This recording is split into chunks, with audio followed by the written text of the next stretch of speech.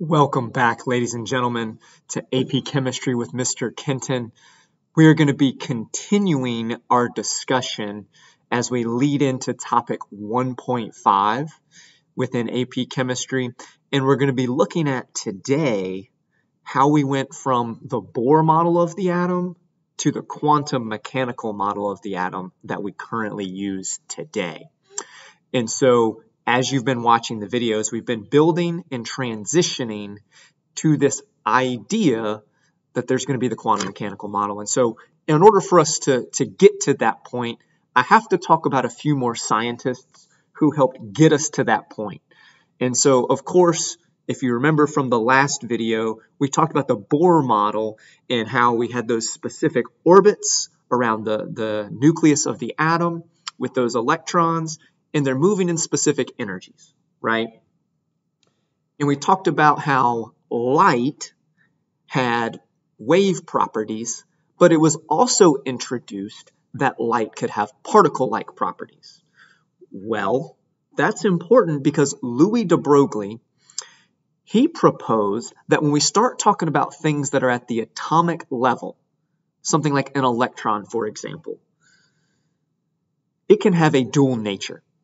And what I mean by that is that for us, like initially, and even for scientists then, they had the understanding that the electron was a particle, right? But de Broglie's going to propose that the electron can also behave like a wave, kind of making the connection that if light can behave like a wave and a particle, is it possible for something at the atomic scale to behave like a particle and a wave as well? And so Louis de Broglie is going to propose this, and the really neat thing is he proposes this, he publishes this information, someone is able to go and experiment, and they're able to actually demonstrate that electrons do in fact have wave-like properties. Now this is going to transform and change the way we think about the atom and the way that it's structured. So Louis de Broglie is the first person to help us get to that particular point. Next, we have Werner Heisenberg.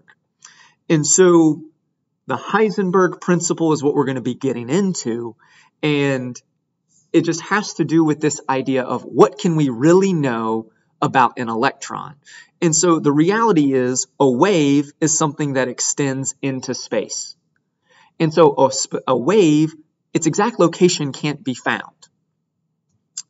Now, the other thing that he's going to pull in here is that because photons are used to detect electrons, and the energy of each of these particles is so similar, right? We talk about how a photon of light could cause an electron to be given off, and we see that it's because those energies are similar. So, if they're so similar, then any attempt to locate an electron with a photon will knock the electron off of its current course that it's traveling on. Okay, now you might be thinking, Mr. Kenton, what the heck does that mean? And so at its most basic, it then limited what we could know about the location and the speed of an electron, okay? Which leads us into the Heisenberg uncertainty principle. And so Werner Heisenberg proposes that it's impossible for us to know the momentum and the position of a particle at the atomic level with any degree of certainty, right? So if we know the momentum of the particle, then we can't know its position. If we know the position of the particle, we can't know its momentum. And so for us and for as chemists, we go with the fact that electrons move really fast. We can determine their speed. But as a result, we give up the ability to know its position. And so because of this new idea, the idea that the electron was orbiting the nucleus in a well-defined path had to be changed. It had to be altered. That was no longer a valid assumption or a valid model for us to use. Hope that makes sense. This is like groundbreaking stuff. This is pretty cool, right? Now, this is going to lead us into this quantum mechanical model. So you have the work of de Broglie, you have the work of Werner Heisenberg, and then you have the work of Schrodinger. And Schrodinger creates Schrodinger equation. It's very complicated. For those of you who like math, it's a component of three-dimensional calculus that was used to come up with and solve for this particular Schrodinger equation. Right? And what the Schrodinger equation does is it incorporates and accounts for the wave and the particle behavior of an electron, which is really fascinating. And so, since the location of an electron cannot be described so simply, it launched a field of physics that we now know as quantum mechanics. So, we've got this new field that's developing, and it's starting to give us more and more information about how the atom actually looks, right? Now, the quantum mechanical model is based primarily within mathematical principles. And the Schrodinger equation in quantum mechanics, what it's going to do is it's going to define regions in space where an electron could be during a given time period. Okay, and so another way of thinking through that, since it's mathematically defining a region where the electron could be, it's essentially giving us a probability.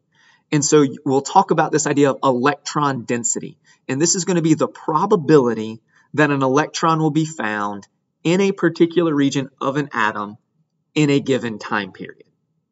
Okay, and we're going to be looking at some images here shortly that are going to give us some specific shapes that might remind you, like SP, D, and F. Hopefully those ring a bell. We're going to be looking at those more in depth here shortly.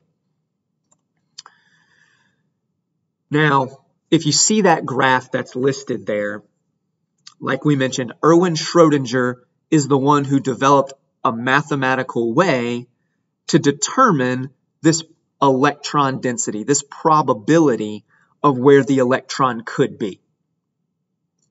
And like we said, this is quantum mechanics. And at a very basic level, what we need to know is that from his equation, the wave equation gets designated with the lowercase Greek letter psi. Now, the square of the wave equation, psi squared, is going to give us a probability density map of where an electron has a certain statistical likelihood of being at in a given instant of time. In layman's terms, what that means. Psi squared is going to give us this plot that you see to the right. Okay? And when we look at that particular plot, what you should notice is that in some senses, it looks like a circle. And because they've given you it in 3 dimensions, it looks like a sphere.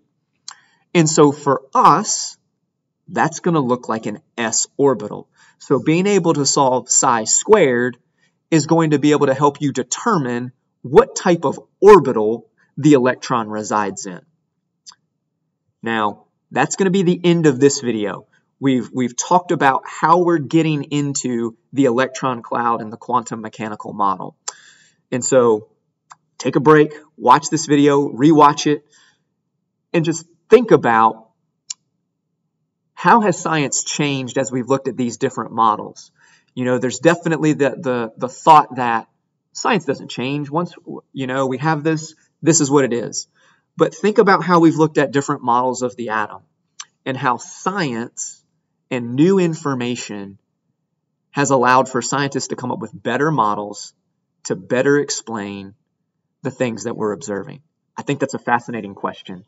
Thank you guys so much for joining me today. Hope you enjoyed it. Hope you get a lot out of it. And I look forward to seeing you guys again soon.